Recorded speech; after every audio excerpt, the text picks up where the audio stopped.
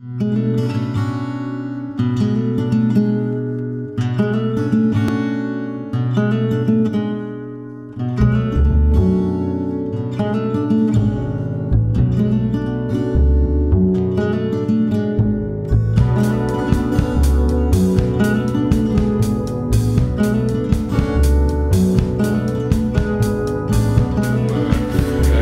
et accompagnant des établissements sanitaires et médico-sociaux qu'on accompagne. En plus, il est ergonome.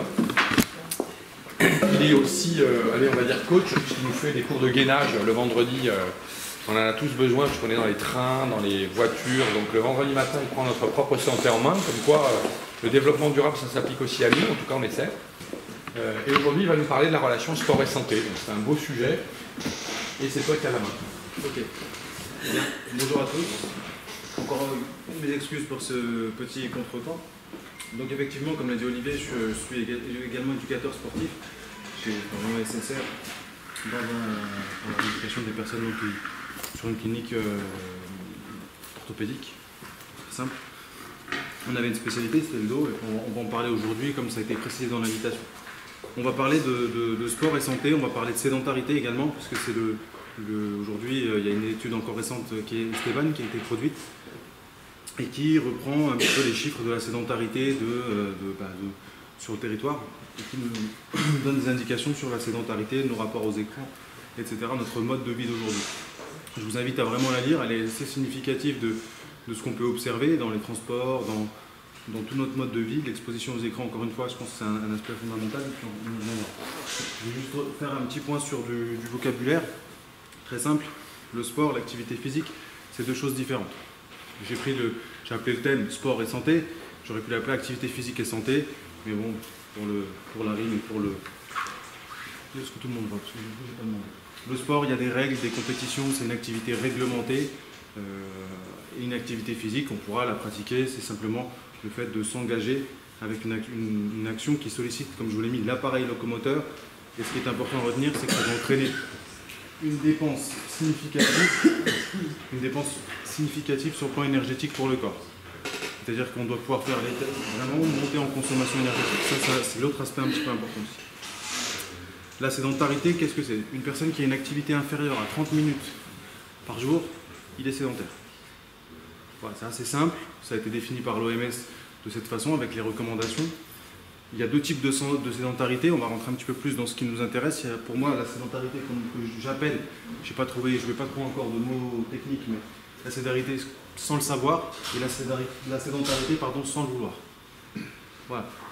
Souvent la sédentarité sans le savoir, c'est je fais un peu de jardinage, vous allez entendre, moi je suis pas inactif, je fais une rando dans l'année, deux randos, je sais pas, on a des petites activités effectivement où on se dépense, mais on n'atteint pas cette limite dont on parlait. Donc il y a une petite confusion sur le niveau d'activité à atteindre. L'activité sans le vouloir, la sédentarité sans le vouloir, c'est le cas pour beaucoup d'entre nous, c'est-à-dire qu'on est souvent assis, on est souvent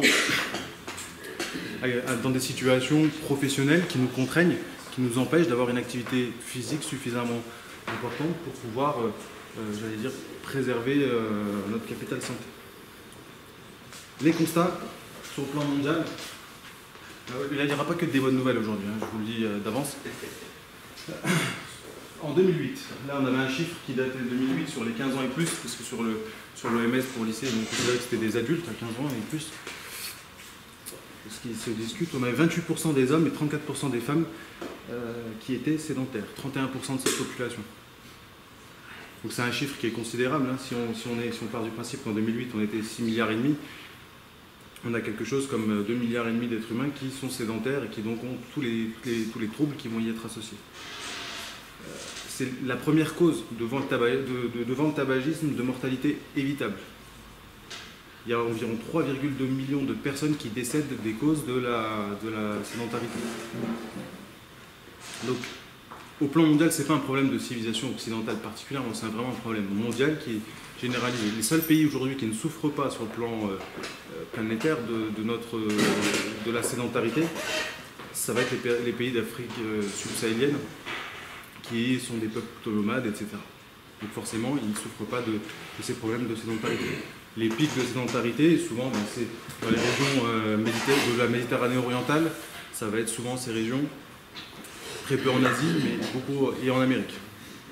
Voilà. Sud ou central ou nord, il n'y a pas tellement de différence. Le cas français, là j'ai repris du coup des chiffres de l'étude d'Esteban, qui pour moi est assez éloquent. On a un rapport aux écrans notamment qui a beaucoup changé, qui a provoqué de la sédentarité. Dans cette sédentarité, on peut le voir, on est passé de 3 heures par jour devant les écrans. Alors en 2015, en moyenne 5 heures par jour devant les écrans pour les adultes. On estime que ce chiffre il est un petit peu sous-évalué. C'est-à-dire qu'aujourd'hui, il y a aussi une connotation négative dans la question. Quand on dit aux personnes combien de temps vous passez dans les écrans, bon, on a tendance à minorer un petit peu, mais tous hors activité professionnelle. Et c'est ça qui est le plus perturbant. Voilà. C'est-à-dire que les personnes en France, en moyenne, passent aujourd'hui, les adultes, 5 heures par jour devant les écrans hors activité professionnelle. Donc le chiffre n'est pas très étonnant, on arrive à peu près à 40% de la population qui ne respecte pas les recommandations de l'OMS que je vous donnerai un petit peu plus loin. Alors du coup tout ça, ça a des conséquences quand même. Et c'est là où j'allais dire, on se rend compte un petit peu des risques qu'on prend à être sédentaire, c'est-à-dire à ne pas respecter cette recommandation de l'OMS. Alors, elle renforce toutes les causes de la mortalité. C'est-à-dire qu'aujourd'hui, peu importe vos prédispositions, si vous êtes sédentaire, tous les risques que vous avez déjà de façon prédisposée sont multipliés. Le risque de maladies cardiovasculaires, diabète, et j'en passe, sont multipliés par 2. Le risque du cancer de côlon, d'hypertension artérielle, ostéoporose, troubles lipidiques et des augmentations du risque de dépression et de l'anxiété. Tout ça pour dire que c'est catastrophique. Si on ne fait pas aujourd'hui, on est exposé à suffisamment de risques, on le voit au travers des différents cafés santé ou des différentes interventions qu'on a amené à mener. En plus de ça, si vous ne bougez pas, vous augmentez tous les risques que vous prenez, tous les facteurs de risque que vous avez. Donc la question qui va se poser avec la sédentarité aujourd'hui, c'est que, comment on encourage les gens aussi à aller un petit peu vers plus d'activité. Il y a autre chose que je voudrais vous présenter avant de vous parler également des troubles du mal de dos, c'est le cercle vicieux du déconditionnement. Alors. Voilà. Quand vous êtes sédentaire, vous perdez vous sollicitez plus votre appareil locomoteur, vos organes, toute la machinerie finalement va être un petit peu moins sollicitée. Cette baisse de sollicitation, le corps humain n'aime pas ça. On fait une chose, un organe pas utilisé, on le met de côté. Ça, c'est un fait aujourd'hui. Quand vous voyez des personnalités pendant très longtemps, elles ont de l'atrophie musculaire, elles ont des dysfonctions qui peuvent arriver sur le mouvement. Ça entraîne des baisses de capacité. Souvent, derrière ces baisses de capacité, quand on va reprendre la vie quotidienne, on va avoir des blessures. Encore une fois, si on prend les personnalités, les personnes âgées, qui chutent, beaucoup de personnes âgées chutent à la suite de l'hospitalisation parce qu'elles sont déconditionnées. C'est-à-dire qu'elles ont passé trop de temps alitées, elles ont perdu les capacités motrices qui leur restaient, leur capacité de pouvoir se lever, de pouvoir se mobiliser, et elles ont cette blessure. La blessure entraîne de la douleur, de l'appréhension. Ça, on se demande, voilà, est-ce que ma maladie, je peux l'empirer, je peux l'aggraver, si je bouge de telle manière ou de telle manière. Et ça aussi, c'est un vrai facteur de risque. Je pense que tous ceux qui ont eu ces problèmes de dos, des problèmes de blessures sportives, on a toujours peur au début de ce qu'on pourrait aggraver ou de comment va tourner la maladie. Donc ça nous ralentit déjà aussi une fois. Ensuite, on a peur de la douleur. C'est-à-dire qu'une fois que, par exemple, on a une maladie chronique, une maladie chronique, on a peur de se faire mal en bougeant. Donc on ne bouge plus. C'est simple, on ne veut plus avoir mal, on en a marre, on ne veut qu'une chose, c'est être tranquille, donc on évite la douleur, on va mettre en place des stratégies d'évitement. Donc soit on va devenir entre guillemets sédentaire dans une partie du corps, on va juste arrêter de mobiliser certains muscles, certaines articulations, soit on va carrément arriver sur des personnes qui vont rester alitées très longtemps dans l'espoir de récupérer. Sauf que, du coup, baisse de sollicitation et on continue le cercle vicieux. Donc ce cercle vicieux-là, il est extrêmement important à comprendre parce que la porte d'entrée, une des portes d'entrée les plus faciles, on peut entrer quasiment par tous les cercles, par tous les points de notre cercle, que ce soit la baisse de capacité, la blessure. Mais dans tous les cas, la porte d'entrée ici à laquelle on est le plus souvent exposé, en tout cas dans notre enfance, c'est la sédentarité. Ça, c'est un fait. Alors, les bienfaits quand même de l'activité physique, je vais essayer de ne pas être trop lourd avec ça, parce que on en entend beaucoup parler, Amélioration de la circulation sanguine, il y a des études qui démontrent que même certains coureurs de fond ont le cerveau mieux irrigué que d'autres et réduiraient ainsi leur risque d'AVC. Toutes les maladies aussi coronariennes, etc. Je vous passe la liste des maladies qu'on peut éviter en ayant de l'activité physique. Un cœur plus puissant, que je vous illustrerai un petit peu plus loin ce que ça veut dire un cœur plus puissant. Un sang plus riche en oxygène, là aussi notre capacité à saturer en oxygène est meilleure. Le muscle et les organes sont plus efficients, c'est-à-dire qu'ils vont s'adapter pour consommer le minimum d'énergie, et une meilleure résistance au stress, notamment le stress, quand vous avez du stress, votre activité cardiaque augmente. Et bien, les gens un petit peu de l'activité physique ou un petit peu plus sportifs vont avoir une meilleure résistance à ce stress-là. Donc c'est extrêmement intéressant, bien évidemment, pour protéger son potentiel de santé cardiovasculaire. Alors je voulais vous l'illustrer avec le cœur parce qu'on entend souvent parler d'avoir un cœur en bonne santé, etc. C'est principalement, quand vous allez muscler votre cœur, il va ralentir au repos. Votre fréquence cardiaque au repos descend. Les cyclistes du Tour de France très entraînés, un petit peu, pour certains un petit peu aidés par la chimie, arrivent à des niveaux de fréquence cardiaque de repos qui sont incroyables. Ils arrivent à 29 battements par minute. Souvent, ils ont des problèmes, vous savez, d'hypotension, quand ils se lèvent, j'ai oublié le nom. Si vous voulez, quand ils se mettent debout, ils ont des problèmes d'hypotension orthostatique, merci, parce que le temps que leur cœur batte, il peut se passer 2 secondes. Donc pour eux, c'est un petit peu difficile. Je voulais vous l'illustrer en vous montrant simplement sur 10 ans les battements d'un cœur. Un cœur, son volume d'éjection, pour un sportif, il va augmenter. Pour quelqu'un qui fait de l'activité physique, quelqu'un qui est vraiment pas sédentaire, du coup, il va diminuer son rythme cardiaque, puis il va augmenter la capacité de son cœur à pomper. Il va pomper plus fort et plus de quantité, il va être plus puissant. C'est ça, augmenter en puissance le cœur. Sur 10 ans, le chiffre est un peu abominable, mais c'est 210 millions de battements. Ça correspond à peu près à une piscine olympique. Sur quelqu'un qui, on va dire, un peu moins sédentaire, un peu moins sportif, un peu plus sédentaire, c'est une piscine aussi, à peu près, mais pour arriver au même résultat. Je ne comprends pas le rapport avec la piscine olympique, excusez-moi. Mais... Le volume. Le volume pompé. Le volume de sang pompé, ça ferait une piscine olympique. C'était par rapport à l'effort. Non. En 10 ans, simplement. Au repos. Au repos, on ne compte même pas l'effort. Donc c'est une piscine olympique, mais pour, j'allais dire, presque une fois et demie de battements plus. Et pour quelqu'un qui a une fréquence cardiaque à 80, c'est assez courant. Je ne sais pas si vous avez des professionnels de milieu médical, mais une fréquence cardiaque à 80, personne ne s'inquiète. À 80, vous avez pompé 2 fois plus qu'à 40. C'est mécanique, c'est bête et méchant, mais sur 10 ans, c'est une piscine et demie en plus par contre. Donc là, nécessairement, le cœur a beaucoup moins travaillé pour fournir cet effort-là. Le rendement étant plus élevé, le sportif, généralement, quand il a une activité, j'exclus le sport de haut niveau et le sport compétitif qui sont vraiment particuliers. Alors, le sportif moyen, il a vraiment des capacités sur le long terme à préserver son capital santé parce qu'il travaille moins, parce qu'il va être plus efficient, plus adapté. Les effets qu'on peut citer, il y a l'endorphine, l'hormone du plaisir, qui peut être libérée pendant l'activité physique. Elle protège du stress, elle permet d'améliorer les connectivités neuronales. Donc aujourd'hui, c'est pareil, on voit toujours cette image du sportif un peu bourru, qui serait un peu bébête. Souvent, dans les sports d'endurance, on a des personnes qui fonctionnent pas trop mal.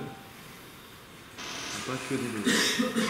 Donc voilà, on peut devenir plus efficient, plus efficace même sur le plan neuronal en s'activant, en bougeant.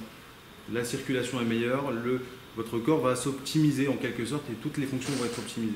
Il n'y a pas que le côté musculaire où on va avoir des capacités un peu plus élevées. Alors pour l'appareil locomoteur, là aussi, des choses qu'on pourrait penser acquis, l'épaisseur des os, l'épaisseur des cartilages, la force, la vitesse, la souplesse, tous les éléments de motricité et les qualités physiques vont augmenter. Je vous ai mis ici l'efficacité motrice. Là aussi, c'est hyper important pour ce dont on va parler sur le dos. L'efficacité motrice, c'est ma capacité à réaliser un mouvement avec quand même le minimum d'effort possible. Et ça, c'est important parce qu'aujourd'hui, c'est aussi une des causes de blessures, une des causes de problématiques du dos. C'est-à-dire qu'aujourd'hui, on fait des gestes inefficaces. Quand on n'est pas efficace, on a tendance à dépasser les capacités dont on a besoin. J'y reviendrai. Tout ça, ça conduit à quelque chose qui est aussi fondamental. Et je pense notamment à Madame Zeller qui connaît bien le sujet du maintien de l'autonomie. Mais c'est entretenir ces qualités, c'est prolonger son autonomie, prolonger sa qualité de vie, c'est-à-dire de prolonger l'espérance de vie en bonne santé. Et ça, c'est aussi un paramètre hyper important dans nos thématiques de développement durable pour réduire la médication, réduire les impacts sanitaires qu'on peut avoir avec aujourd'hui, quand on voit la pollution des eaux par le médicament, les rejets, etc. Il faut impérativement trouver des solutions et la solution, on l'a. Il faut être moins sédentaire. C'est une des solutions. Alors, je ne vous dis pas que c'est un remède miracle, le sport n'est pas un remède miracle. Les maladies et les prédispositions génétiques étant ce qu'elles sont, on ne va pas supprimer complètement ces effets. En revanche, ça va nous permettre quand même d'avoir une meilleure santé, une meilleure qualité de vie. Et ce que les gens perdent de vue, c'est surtout ça. Donc il faut bien le rappeler autour de vous. Bouger, c'est pas uniquement pour être beau sur la plage et être en bonne santé. J'avais prévu au départ de vous montrer pourquoi pas une photo de ce qu'est une personne en bonne santé. Souvent, on vous montre un Apollon et puis ça s'accompagne, pas bodybuildé, mais en tout cas très très fit, c'est à la mode aujourd'hui. Et on oublie de préciser que c'est énormément de travail, de stress pour les articulations, etc. Pour beaucoup de personnes, lambda, ils ne vont pas atteindre ce niveau-là pour être en bonne santé. C'est ce qui décourage aussi un petit peu les gens aujourd'hui. Les recommandations, donc, c'est d'abord bouger. Parce que c'est 150 minutes par semaine d'activité modérée. C'est-à-dire que vous faites 150 minutes d'activité par semaine, ça correspond à peu près à 2h30. C'est pas 2h30 de sport, c'est 2h30 d'activité. Comme j'ai dit, engagé sur le plan moteur votre corps. Ça peut être 3 fois 25 minutes par semaine, avec une activité par contre cette fois-ci intense. Je pense à nous qui sommes assis régulièrement dans les trains ou dans le bureau. 3 fois 25 minutes d'activité par semaine sont suffisants pour maintenir un niveau d'activité sain. C'est-à-dire que c'est pas très long, ça peut se faire à l'occasion entre midi et 2 par exemple. Pour ceux qui voient de quoi je parle. Et la clé pour moi, c'est de choisir une activité que l'on peut faire régulièrement, plutôt bilatérale, éviter le golf ou le tennis, et intense. Pourquoi ? Une activité régulière. Alors si vous n'aimez pas la natation et que vous décidez tous les jours d'aller à la piscine, j'ai de grands doutes sur la pertinence du choix. Sur le côté bilatéral, c'est simplement pour ne pas développer de déséquilibre. C'est toujours intéressant de travailler, et aujourd'hui on le voit dans plein de structures, que ce soit des sports, je dis de raquettes, mais je suis rien contre les sports de raquettes, ça pourrait être autre chose. Vous créez des déséquilibres. Quand vous répétez le même geste que d'un bras systématiquement, vous créez des déséquilibres. Et une activité intense, c'est suffisamment quand même percutante si vous êtes sédentaire la plupart du temps, pour pouvoir aller vous chercher un petit peu. C'est-à-dire que si le corps n'est pas gêné, s'il n'est pas confronté à suffisamment de difficultés, il n'y a pas d'évolution. C'est simple, on ne progresse pas si on ne va pas pousser un petit peu nos limites. Alors nos limites sont très différentes entre une personne de 85 ans qui aujourd'hui pèserait 43 kg, je ne la vois pas faire un soulevé de terre à 200 kg. Par contre, on peut lui trouver c'est pas fini, c'est pas parce qu'on a 85 ans qu'on doit s'arrêter, s'aliter, etc. et retomber dans ce cercle du déconditionnement. Et vice versa, pour les enfants, il y a des activités adaptées. Pour les pathologies, il y a des activités adaptées. On peut toujours adapter une activité selon notre contexte, notre clinique, notre vécu. Donc ça, c'est aussi quelque chose qu'il faut bien rappeler. Il n'y a pas nécessairement besoin d'être déjà très bon pour faire suffisamment juste ce qu'il faut et se faire plaisir. Je pense que cette notion-là de se faire plaisir, elle est capitale pour la reprise d'une activité, pour vaincre la sédentarité. Aujourd'hui, se déplacer, aller chercher sa baguette de pain, c'est pas du plaisir, c'est une corvée. Donc ça aussi, c'est un choix de société qu'on a fait et dont je reparlerai un petit peu plus loin, mais qui provoque ces travers. Alors, pour en revenir au mal de dos, souvent on parle de lombalgie, donc je vais vous parler un petit peu de lombalgie. C'est un sujet que je connais bien dans la clinique où j'étais. C'était une clinique spécialisée dans la rééducation, la réadaptation fonctionnelle du rachis. Vous compliqué pour dire on essaie d'aider les gens à reconditionner leur dos. L'essentiel de ces personnes, c'est des personnes déconditionnées. Voilà.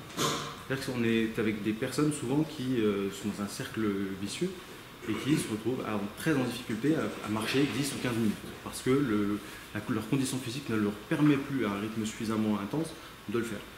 Il faut savoir quand même une chose. Sur le plan épidémiologique, il y a très d'avance de la lombalgie. Selon les études, alors là ça varie un petit peu, j'ai essayé de faire de trouver des méta-analyses, mais j'ai rien de très concluant. On est entre 66 et 75% de personnes qui un jour dans leur vie auront mal au dos. Donc si on l'a appelé le mal du siècle, en France, ça concernerait de mémoire 37 millions de personnes. Le mal de dos toucherait 37 millions de personnes. Donc le coût est estimé en prise de médicaments, je crois que c'était 120 millions d'euros. Encore une fois, pour les rejets, pour nos problèmes environnementaux, pour nos impacts sociaux, des personnes qui sont chez elles, qui n'ont plus de relations sociales, parce qu'une fois qu'on a alité, même si aujourd'hui on a Skype, ça ne remplace pas le contact humain. Donc ça, c'est un premier problème. Comment vaincre le mal de dos? Je crois qu'il y a, moi je prends une chose, c'est ça. C'est-à-dire qu'à un moment donné, si on regarde le record de France d'haltérophilie, c'est pour une petite nénette de 48 kg, elle lève 180 kg. Et elle n'a pas de problème de dos. Par contre, notre ami, je vais l'appeler Michel, qui est là, qui bêche dans son jardin, lui, il va faire ça pendant 10 minutes et le lendemain, il ne peut plus bouger. Il y a une grosse différence.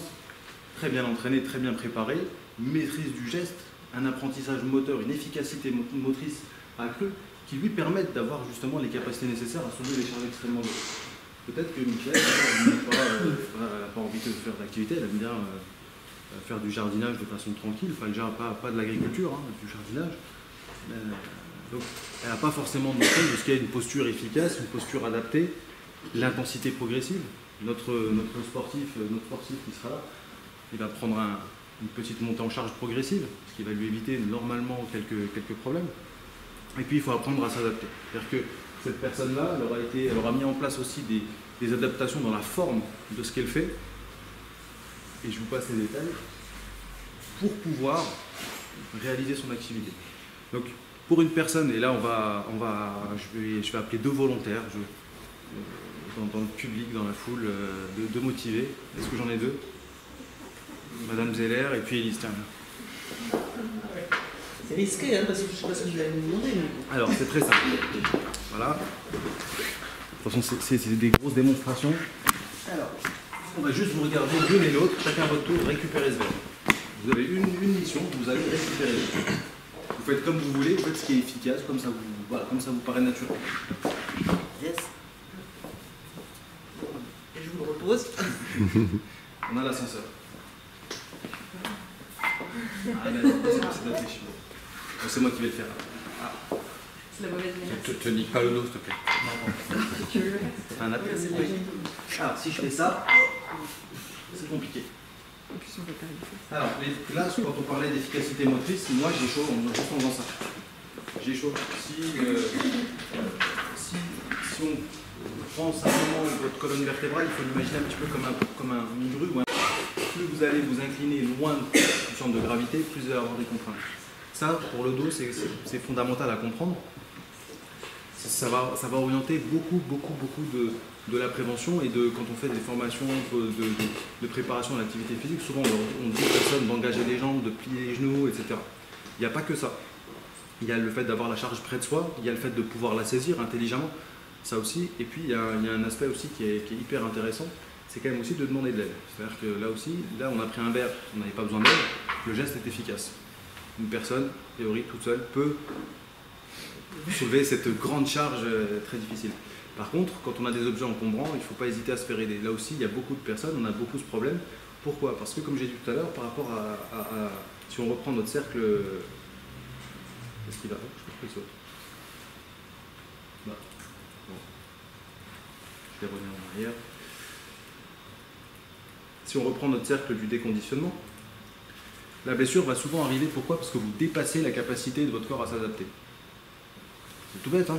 Vous avez une capacité de lever en bout de bras qui est très faible. Vous allez prendre bien évidemment l'objet le plus encombrant et le plus lourd possible et vous allez avoir mal. Pourquoi? Parce que le signal est simple, hein. C'est trop lourd, il y a des ruptures sur le plan musculaire et on se retrouve blessé.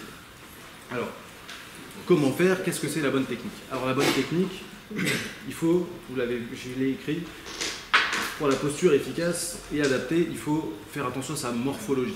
Ça, c'est hyper important. Tout le monde n'a pas la même morphologie. On va vous dire, voilà, effectivement, il faut plier les genoux, etc. Tout le monde ne peut pas plier les genoux, avoir des talons à plat au sol. Et est-ce que c'est vraiment efficace et pertinent pour tout le monde, pour tous les gestes? Là aussi, il faut remettre un petit peu de vérité. Si je suis, par exemple, souvent, il y a des stratégies d'évitement aussi, très simples. Ça, c'est le... Tu t'en souviens ou pas? Peut-être. C'est sûr. On va voir. Une histoire de balancier. Ah oui, avec la jambe. Avec la jambe. Ah tiens, allez, c'est pour toi. Mais là, c'est pas assez bas. Ça peut l'être. Ça peut l'être. Ça peut l'être. Avec la jambe qui... Voilà, il faut que je l'attrape, c'est ça. Faut que tu attrapes le... Mais là, c'est pas assez bas, je vais pas faire... de faire l'équilibre avec la jambe, c'est ça? Ouais. Là, c'est pas assez bas. On est d'accord. C'est une stratégie. C'en est plus. Parce que c'est pas pour toi, parce que tu es mobile du dos. Parce que tu peux faire ça. Une personne qui aurait, par exemple, pas souple, qui aurait des raideurs, qui aurait mal, on lui apprend à faire ça. Effectivement. De garder le dos et la jambe solidaires pour pouvoir faire du balancement. De cette manière, on va plier qu'une hanche. Il y a une hanche qui va arriver en flexion, le reste va rester relativement aligné. Ça aussi, dans la posture adaptée et efficace, l'alignement, la capacité, on l'a vu quand on a fait le gainage au bureau, la capacité, mais je vois ici qui se redresse du coup, la capacité à rester aligné, y compris en position debout ou assis, c'est fondamental pour préserver la structure de la colonne vertébrale. Vos vertèbres s'empilent les unes sur les autres à plat. Quand vous vous inclinez et que vous changez les courbures, vous bougez, l'inclinaison ne repose plus à plat. C'est ce qui permet aussi de créer des hernies. C'est ce qui permet, quand vous ouvrez les angles ou quand vous les fermez, des pincements qui permettent, etc., les glissements en tout genre. Hop, je vais passer. Pour préserver son dos, il n'y a pas 10 000 solutions. La première, c'est de faire très attention à la position assise. Je n'ai pas été précis, parce que très volontairement, faire attention à la position assise, ça veut tout dire. C'est-à-dire faire attention au temps qu'on passe assis, faire attention à la manière dont on est assis, faire attention à ce qu'on fait. Est-ce que j'ai besoin d'être assis ou pas pour faire ce que je fais? Est-ce que là, devant vous, j'ai plus besoin d'une chaise que... Il faut simplement remettre un petit peu de sens. Parfois, on fait des trucs très bêtes qui sont conditionnés par notre environnement. Je m'explique, vous allez avoir une chaise en face de ce bureau, naturellement, un petit réflexe de préservation de l'énergie, vous allez vous asseoir. Une chaise, après tout, ça doit être fait pour ça, je vais m'asseoir. Sauf qu'aujourd'hui, c'est peut-être pas adapté pour ce que je fais. Voilà, là, j'ai des trucs, machin, c'est pas adapté, il vaut mieux que je reste debout. Ça aussi, c'est vraiment être vigilant sur des petits aspects de la vie quotidienne aussi qui vous permettront de préserver votre dos. Parce que le dos, il n'y a rien de pire que de le négliger. On a un capital du dos. Quand vous l'avez négligé pendant des années, c'est très difficile, et je peux vous en parler, de le rattraper. Porter près du corps. Là aussi, dans les grandes choses qu'on va entendre, porter près du corps, c'est très simple. Vous rapprochez ici ce verre de votre centre de gravité, il ne pèse rien. Vous le mettez là, au bout de 5 minutes, je vais avoir l'épaule qui chauffe. Si je me penche un peu, ça va être le dos et les cervicales. Ça aussi, c'est hyper important. Quand l'objet est petit, pensez à le rapprocher de vous, au maximum. Utilisez également, j'allais dire, tout ce que la nature nous a donné pour porter. J'ai pas de carton ici. Si, j'en ai un là-bas.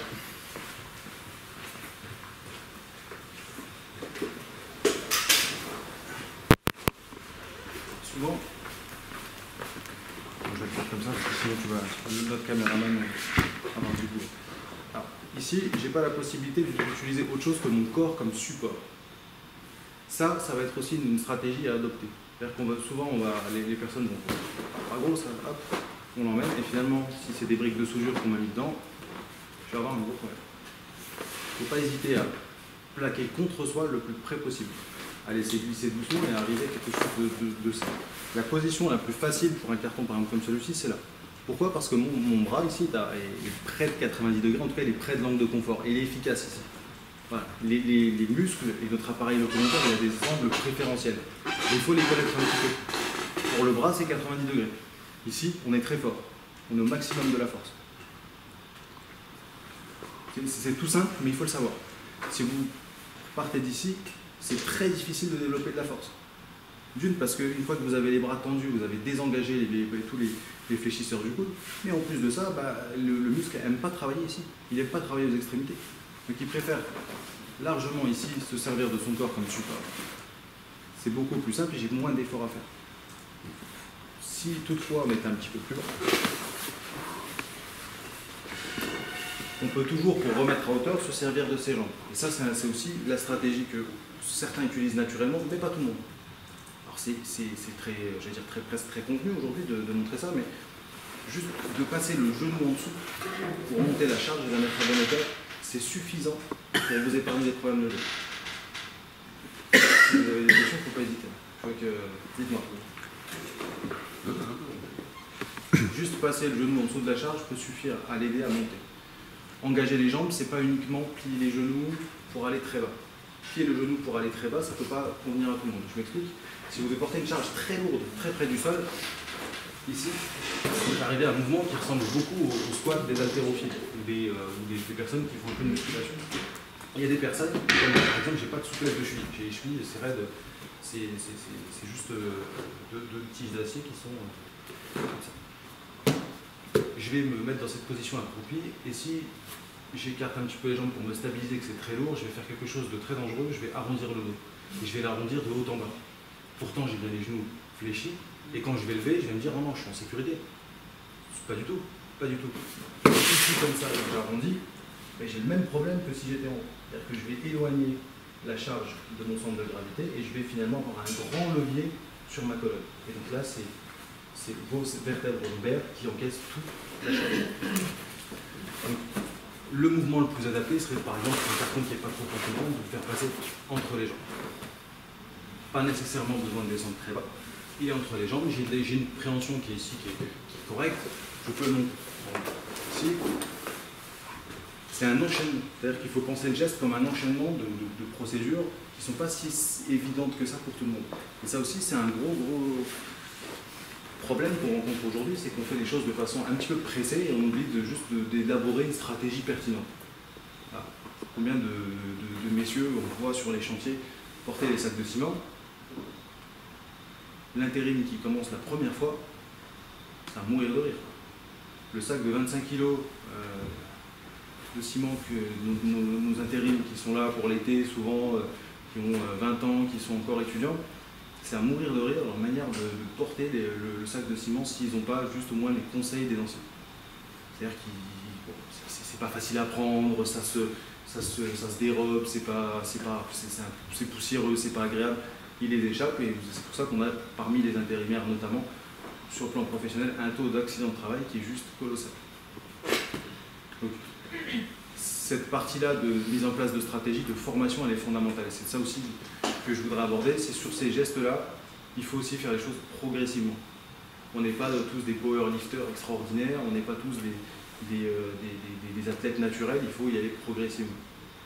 Que ce soit pour préserver son dos, que ce soit pour la marche à pied, la course, etc. On doit faire les choses pas à pas pour pouvoir se construire et aller le plus loin possible et préserver sa qualité de vie.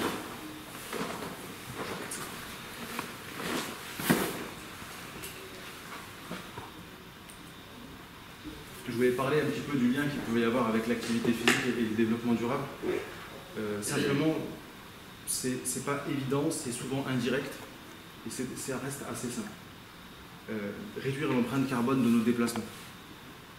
Aujourd'hui, il y a des véhicules individuels qui sont utilisés pour faire 800 mètres pour aller de domicile jusqu'à la maison. Preuve en est, la majeure partie des accidents interviennent dans ce périmètre-là, à moins de 800 mètres du domicile. C'est juste aujourd'hui, on ne fait plus les choses, on ne prend pas le temps de faire les choses. Et le temps qu'on va perdre, j'allais dire, qu'on va perdre en activité ou qu'on va espérer gagner à faire autre chose, généralement ça atterrit devant un écran ou devant un écran. Le constat est triste, mais c'est un petit peu comme ça que ça se termine. Vous vous dépêchez le matin pour être le plus vite possible au travail devant l'écran. Pour rentrer le soir pour être le plus vite possible reposé devant l'écran. Il y a, alors bien évidemment, on va dire oui, une fois on va chercher les enfants à l'école, donc on n'a pas le temps, et puis c'est plus simple, et puis j'aime bien le pain de la boulangerie, etc. Aujourd'hui, on sait que c'est pas adapté avec les solutions de mobilité qui ne sont pas douces, qui ne sont pas les moins impactantes en carbone, c'est pas une bonne chose ni pour notre planète, pour les impacts environnementaux, pour les particules fines qui sont présentes en ville, qui sont omniprésentes. Et puis, ça nous empêche aussi quelque chose de très important à mon sens, c'est de recourir à des solutions locales. Ça aussi. Souvent, on va prendre nos voitures, effectivement, pour aller chez Carrefour, pour aller chez Leroy Merlin, alors que peut-être on a quelqu'un à moins de 500 mètres qui fait la même chose, peut-être avec plus de qualité, peut-être moins, mais qui fait la même chose et dont vous pourriez bénéficier sans avoir à déplacer votre véhicule. Alors, généralement, on me dit, oh, c'est très gentil, mais quand tu habites à la campagne, dans un hameau de 200 habitants, et encore je te donne de 30 habitants et qu'il n'y a personne, comment tu fais? Je vais dire, ouais, c'est un choix de vie. On ne peut pas tout avoir. On peut pas, si on habite en zone déserte et moins habitée, moins densément peuplée, eh bien, il faut accepter ce surcoût-là ou alors il faut compenser. C'est un petit peu de la même manière qu'on va compenser nos impacts carbone en trouvant des activités moins impactantes, etc. Pour l'activité physique, c'est pareil. Plus vous allez enlever de votre impact, en tout cas de votre condition physique, vous allez augmenter votre sédentarité, eh bien, plus il va falloir compenser par ailleurs et avoir des activités qui vous font bouger, qui vous sollicitent de manière globale. Ça aussi, c'est important. Si, comme j'ai dit tout à l'heure, l'aspect bilatéral, il est valable pour le droite-gauche, mais il est valable également pour membres supérieurs, membres inférieurs. La sollicitation complète du corps est importante. La diminution de risque d'apparition de maladies cardiovasculaires. Ça, c'est hyper important. Les maladies cardiovasculaires, aujourd'hui, c'est une des grandes causes de mortalité en France, au moins, qui entraîne une crise médicamenteuse là aussi très élevée. Je n'ai pas réussi à trouver de chiffres précis, parce que les experts ne sont pas d'accord sur ce qu'on met dans maladies cardiovasculaires, etc. Donc ça, c'est quand même hyper important, parce que ça veut dire qu'aujourd'hui, il y a des personnes qui ont des pathologies qui sont complètement évitables par l'activité. Complètement. C'est-à-dire qu'avant, on sait que si elles font de l'activité, ces maladies, elles pourraient les éviter. Il y a beaucoup de personnes diabétiques de type 2, donc le diabète acquis, qui se retrouvent sous traitement, qui auraient peut-être pu éviter, ou en tout cas réduire le recours à l'insuline avec l'activité physique. Ça, c'est le constat. C'est le constat aujourd'hui d'une société qui fait le choix de traiter la cause et pas le symptôme et pas la cause. Les maladies cardiaques également. Une personne qui va avoir des maladies cardiovasculaires peut avoir une meilleure qualité de vie en ayant une activité physique que si elle ne fait plus rien. Encore une fois, sinon on rentre dans le cercle des conditionnements. Et c'est valable aussi pour le cœur. Un cœur qui n'est pas sollicité ou très faiblement sollicité, eh bien, pour le rythme du cœur, c'est un petit peu différent. En fait, le repos physiologique du cœur sans contrôle, sans intervention, on sort le cœur de la poitrine de quelqu'un, il bat naturellement à 100 battements par minute. C'est sa fréquence interne. Voilà, c'est pour la petite histoire. Et le travail de notre organisme, c'est de le ralentir au repos.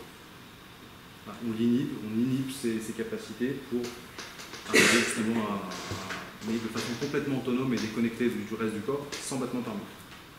Donc, plus on va se sédentariser, plus on va se rapprocher de ces 100 battements. Après, pour les personnes, sur les avantages liés à la circulation sanguine, je n'ai pas parlé bien évidemment de diminution de la tension artérielle. Les sportifs aussi, avec une activité, ont une tension artérielle qui diminue. Donc le risque d'hypertension, d'être hypertendu, s'en diminue autant. Je ne vous ai pas mis tous les autres avantages, hein. Il y a la libido est améliorée, je peux vous en citer des dizaines, je ne sais pas ce qui manque, et ce n'est pas tellement l'objet, mais c'est surtout de réduire au final la prise médicamenteuse. Je l'ai mis, la prise médicamenteuse aujourd'hui, c'est quand même un fléau, alors qu'on a des remèdes plus simples que prendre des médicaments pour éviter la douleur. Ça demande néanmoins par contre de sortir par exemple de cercle de déconditionnement, ça demande qu'on soit bien guidé, d'apprendre le bon geste au bon moment, ça demande, mais on peut réduire toute cette prise en charge médicamenteuse, on peut réduire ces recours-là à la chimie. Et puis la chose la plus importante qui manque beaucoup aujourd'hui, notamment chez les seniors et les tout petits, c'est le lien social. Le lien social se délite dans les extrêmes des âges. Alors, le nourrisson c'est normal, le lien social c'est uniquement l'extrêmement. Mais aujourd'hui, on a de plus en plus de petits, et de plus en plus de personnes âgées, comme je l'ai dit, qui passent du temps devant les écrans. Et ce temps devant les écrans, c'est de la baisse d'activité physique, de la baisse de lien social. C'est également quand on va prendre sa voiture, on n'a plus de lien social dans son village, dans le quartier dans lequel on vit, parce qu'on ne vit plus dans son quartier, on fait que des trajets. C'est très symptomatique, notamment en région parisienne, de ces villes complètement pavillonnaires, où il n'y a pas une boulangerie, il n'y a pas un bureau de tabac, parce que tout le monde vit à Paris et qu'on prend tous sa voiture ou les horaires le matin pour aller à Paris. Y compris on achète le pain loin de chez soi. On perd un petit peu le contact aussi avec notre environnement social proche.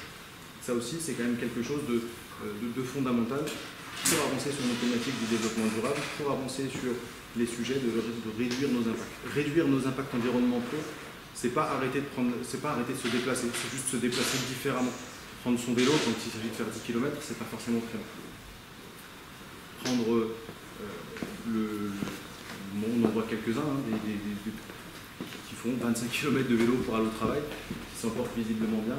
Ce n'est pas l'objectif pour tout le monde, mais l'objectif c'est quand on le peut, réduire un maximum le recours aux aides et pouvoir faire avec son corps, c'est-à-dire le premier outil qu'on a et savoir s'en servir correctement. Avant d'utiliser des outils mécaniques, techniques compliqués, sachons se servir de notre corps au mieux et en l'optimisant.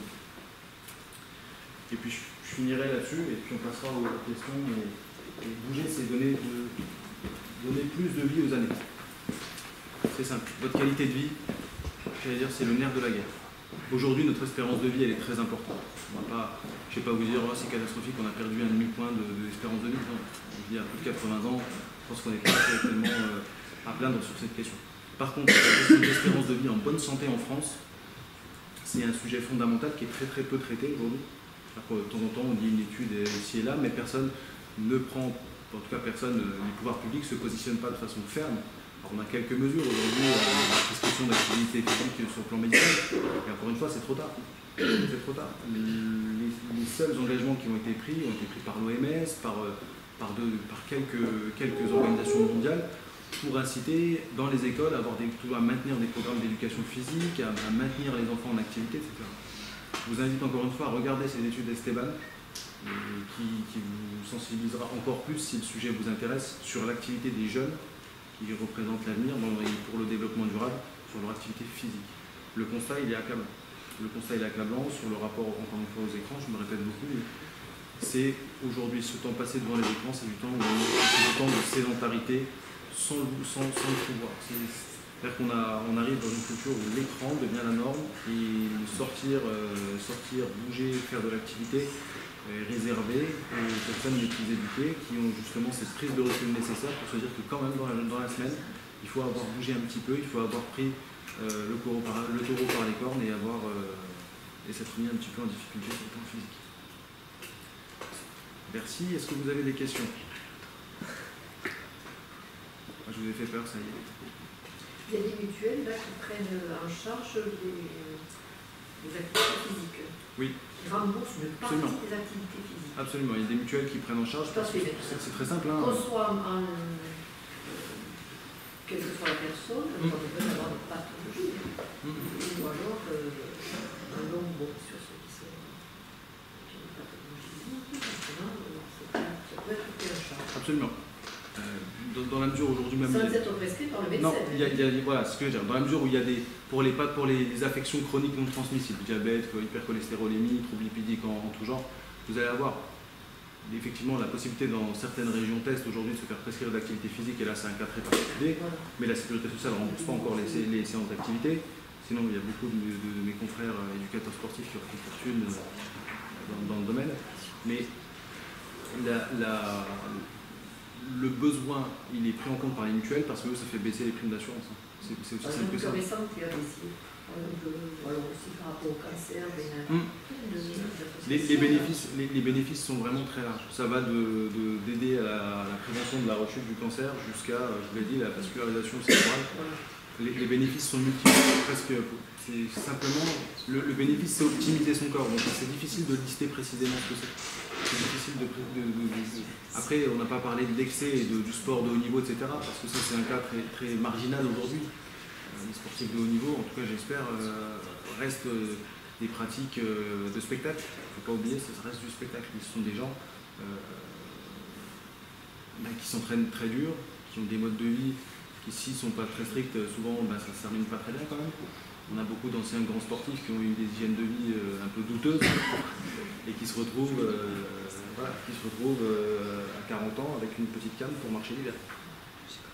Donc c'est pas si le sujet est vraiment dans l'activité physique moyenne globale de monsieur tout le monde, comment on fait pour le ressortir dehors. Ça, c'est hyper important.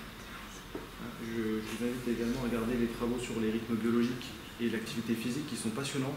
Il y a également le dernier Nobel de médecine qui a parlé des rythmes circadiens. C'est vraiment, tout est à mettre en relation aujourd'hui. Parce que même l'activité physique peut vous aider à réguler, notamment l'horloge biologique, je n'ai pas parlé, mais les problèmes de sommeil. Les activités d'endurance favorisent le sommeil. Voilà, donc on a plein de petits avantages qui sont aujourd'hui démontrés. et que malheureusement, on a de plus en plus d'informations et malheureusement on s'éloigne de l'activité physique. On sait que c'est une bonne chose, mais on s'en éloigne. Donc là, la question, et c'est l'objet de ce café santé, c'est de vous resensibiliser, de vous redonner l'envie et puis la matière à moudre pour convaincre autour de vous aussi qu'il faut ressortir un petit peu. Ce que je déplore, c'est que dans pas mal de salles de sport, beaucoup de gens, il y a un côté marchand, hein, Oui. et beaucoup de gens ont les outils à disposition, mais il n'y a pas de coach. Et je vois pas mal de gens quand même qui font des exercices qui ne sont pas suffisamment cadrés. Ouais. Alors qu'ils se disent qu'ils vont faire du sport, ils sortent et ils ne font pas forcément le rôle.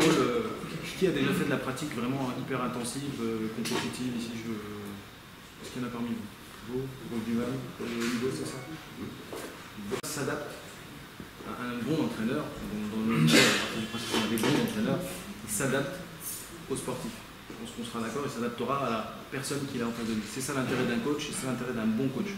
C'est pas quelqu'un qui va vous donner un absolu, une vérité générale au pif en vous disant si tu as le genou qui dépasse le devant des orteils au squat, ça va te faire mal et puis c'est pas si vrai que ça et puis ça reste très limité. Donc, la première chose, c'est pas tellement de savoir si on a un coach à la salle ou pas, c'est de savoir si notre coach il s'adapte un petit peu à nous et si on arrive à avoir quelque chose d'un petit peu sur mesure.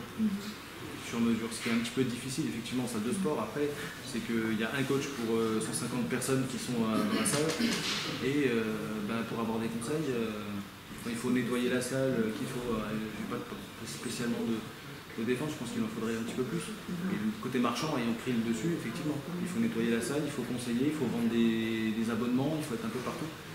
Et c'est pour ça que le conseil s'en ressent.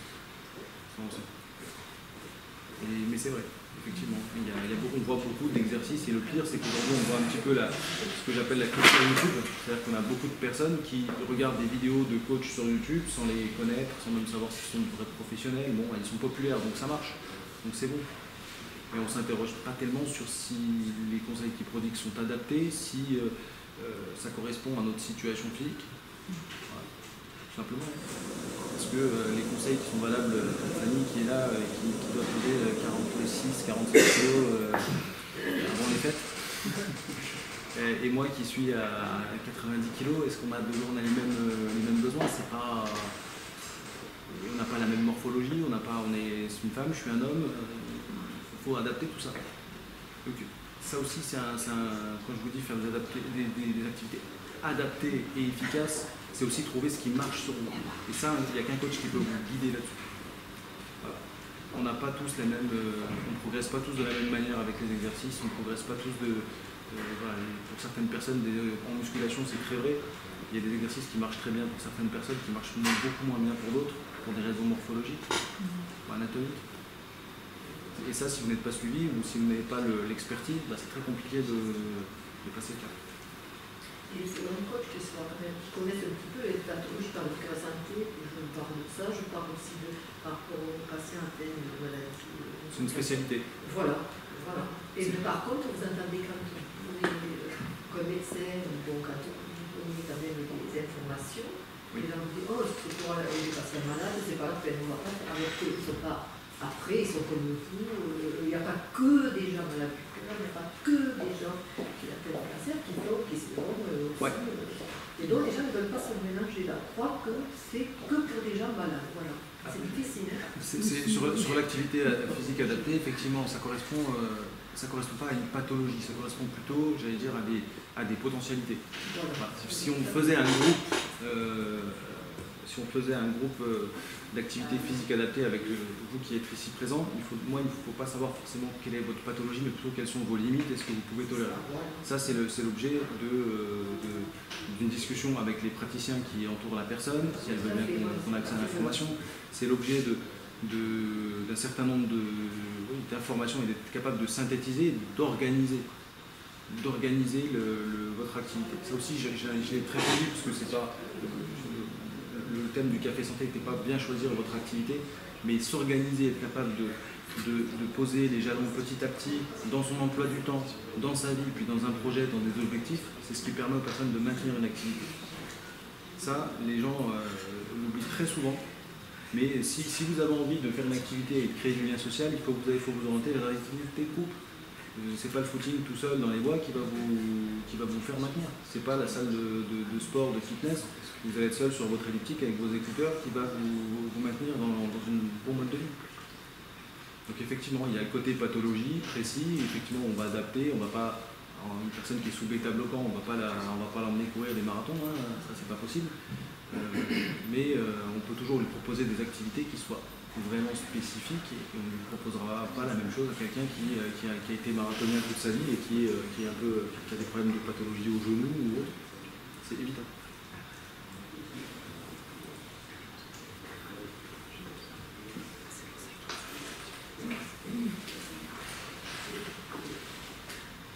Pas d'autres questions? Est-ce que c'est possible que quelqu'un qui travaille sur les chantiers, s'il fait les bons gestes, qu'il ait pas mal au dos à la fin de sa vie? C'est pas si simple que ça. Ouais. C'est pas si simple que ça. J'ai pas de paperboard pour vous faire le... Il y a la notion de récupération, j'en ai pas parlé. La notion de récupération, de bien dormir, c'est une notion fondamentale. On ne répare pas pendant qu'on dort, mais pendant qu'on dort, on sécrète une hormone qui est l'hormone de croissance qui, elle, permet par contre de récupérer et de reconstruire les tissus détruits. Ce qui se passe avec les travaux hyperphysiques, c'est que les lésions peuvent être très profondes. Quand vous avez un tonnage journalier qui dépasse les 20 ou 30 tonnes, c'est compliqué de récupérer c'est très compliqué. En 8 heures. 20 ou 30 tonnes, tu peux nous expliquer? Alors un tonnage de 20 ou 30 tonnes journalier, c'est-à-dire que tout cumulé dans la journée, vous avez plus ou moins tracté, mais en tout cas manutentionné, 30 tonnes. C'est possible, hein? Beaucoup. Comment? C'est beaucoup. C'est possible, à la main c'est possible. Dans une journée c'est possible à la main. Mais ça va vite, hein. Je vous disais les sacs de 25 kg, les avios, quand vous les portez, s'ils utilisent les moyens de manutention manuelle. Voilà, parce que c'est aussi, par exemple dans le BTP, on a une petite culture aussi de la virilité, je dirais, où certaines choses qu'on peut faire avec la machine, on se dit ouais non c'est bon, ça va me prendre 30 secondes avec à la main, allez tiens je t'envoie ça. Et... Il y a quand même des efforts faits sur la pénibilité au travail. Complètement. Les personnes âgées, les rames, la feu, des choses comme ça, ça a quand même... C'est l'objet. C'est l'objet, c'est-à-dire qu'à un moment, on se rend compte aussi que quand on n'a pas les capacités physiques de faire certaines choses, il faut adapter l'environnement. Mais là, c'est évité, en fait. Ah oui. Oui, c'est vrai qu'on se retrouve toujours dans cette thématique entre est-ce que je me sers de mon corps pour pas qu'il s'use en ne faisant plus rien, ou est-ce que je m'en sers trop et je l'abîme en le faisant trop. Il y a un excellent livre qui a été écrit par Joël Carbonel sur les bons gestes du jardinier, qui met en application des techniques de gymnastique, thérapie, etc., qui ont été développées en Europe dans le milieu du XXe siècle, pour que le geste du jardinier, qui est quand même très manuel, y compris du jardinier professionnel, soit fait de façon correcte et en développant le corps au lieu de l'abîmer. Absolument. C'est encore une fois, pour avoir un dos, souvent je dis aux personnes, si vous voulez avoir une bonne santé, un corps en bonne santé, il faut un corps bien éduqué. Quand je parlais de posture efficace, c'est exactement ça. C'est-à-dire qu'il y a aussi des stratégies à mettre en place. Est-ce que choisir le bon outil? Choisir le bon outil, c'est fondamental. Ça me fait penser à ça parce qu'il insiste sur cet aspect. Si on ne choisit pas le bon outil, c'est pas possible. C'est pas possible. Si j'ai besoin de soulever 1,5 tonne, est-ce qu'un bras de levier grand comme ça, c'est suffisant? Ou est-ce qu'il me faut plutôt quelque chose de 10 ou 20 mètres? On n'a pas les mêmes problématiques partout. Il faut vraiment réfléchir un tout petit peu avant de faire. Au moins sur l'encombrement des objets, ouais. Les formations, alors il y a toujours aujourd'hui sur le plan professionnel, il y a les formations de prévention, etc. Le problème des formations, souvent, c'est que les stagiaires peuvent se cacher un petit peu, ils pratiquent un peu, mais bon, il y a du monde, etc. Là où il faut laisser, je pense, la place pour ceux qui retournent dans les entreprises après cette matinée, c'est vraiment insister sur les retours, sur ce qui peut se passer après les formations. Insister sur ce travail-là. Il y a des entreprises aujourd'hui qui l'organisent en créant un petit peu des petits séminaires internes où on repratique un petit peu en interne sans formation spécifiquement. C'est hyper intéressant. Ça permet aux professionnels d'être entre eux, de moins se juger, de se jauger que quand on est dans une pièce où c'est des sessions communes, des choses comme ça. Et puis on a aussi un autre problème, c'est qu'avec le temps, les activités professionnelles, elles créent aussi des pathologies. Il y a au milieu de ça, bien évidemment, des prédispositions. Et puis il y a la sous-déclaration de maladie professionnelle, qui là aussi est un gros facteur aggravant dans j'allais dire, les problèmes de dos notamment. Il y a beaucoup de personnes qui vont compenser avec le dos ce qu'elles ne peuvent plus faire avec les bras. Par exemple. C'est tout bête, hein. Vous avez mal à l'épaule, vous savez que vous pouvez plus trop. Vous ne voulez pas, vous n'acceptez pas le handicap que vous avez acquis avec les années. Vous allez compenser avec le dos, vous allez avoir des troubles successifs et des troubles en cascade qui vont apparaître. Phénomène de compensation. Alors ça peut être un dos, ça peut être un genou, ça peut être ce que vous voulez, mais il y a des phénomènes effectivement de compensation qui peuvent déborder. Ça aussi, c'est important pour l'entreprise de l'identifier et d'identifier les personnes qui sont, encore une fois, dans ces spécificités dont je parlais tout à l'heure, morphologiques, anatomiques, cliniques. Pour un employeur, arriver à identifier qui est susceptible d'avoir une maladie professionnelle et le faire reconnaître pour pouvoir avoir des aides et pour pouvoir débloquer le circuit qui permet d'aider ces personnes à maintenir d'une part l'activité professionnelle, mais surtout à éviter de sombrer dans l'incapacité totale. Ça aussi, hein, on le voit souvent. On le voit souvent, des personnes qui se déclarent et qui se retrouvent derrière avec des arrêts de très très très longue durée. Et là, vous parlez j'entends que vous parlez particulièrement des salariés. Nous, notre problématique essentielle au niveau de la mutualité agricole, c'est qu'on intervient avec des chefs d'exploitation et qui, c'est pas forcément des histoires de levée de poids, mais moi je suis confrontée, je fais des suivis d'agriculteurs qui ont 35-40 ans et qui ont le dos complètement démoli. Hein. Oui. Parce que le tracteur n'est pas adapté. Alors, il y a encore une fois, il y a la question de l'outil. Qu'est-ce qu'on utilise comme outil? Comment? Est-ce que le tracteur il a un siège suspendu ou pas? Voilà, un siège suspendu ça coûte dans un tracteur. Ça a un prix et ça aussi c'est dès le départ qu'il faut prévenir à la suite. Alors souvent on vous dira ouais mais moi j'ai pas 10 000 € de trésorerie tout de suite, donc j'ai pas 10 000 € de plus. Je vous dis n'importe quoi, je ne connais pas le prix de l'option. Mais maintenant c'est un petit peu moins récurrent, mais c'est vrai que ce sont des engins qui sont très très très particuliers et qui sont très dangereux à long terme. Après, quand on est chef d'exploitation, merci à vous, bonne journée. Et quand on est chef d'exploitation, on n'a pas tellement le choix. C'est aussi le problème, et c'est comment faire pour récupérer correctement. Et là aussi, c'est dans l'organisation du travail, de leur travail, quand ils ont quelques salariés, à eux aussi de trouver des organisations avec la contrainte est forte, bien évidemment, hein, sur les exploitations. De voir comment on peut faire en formant d'autres salariés, en ayant des rotations suffisamment importantes, qu'on ne peut pas éviter un danger pour avoir de la rotation, pour réduire l'exposition au maximum. Mais c'est très compliqué parce qu'il faut déjà avoir quelqu'un susceptible de conduire le tracteur, il faut avoir les finances, il faut avoir une bonne santé. Ça demande d'investir un petit peu sur... Non mais c'est vrai, ça demande un petit peu d'investissement sur l'humain aussi.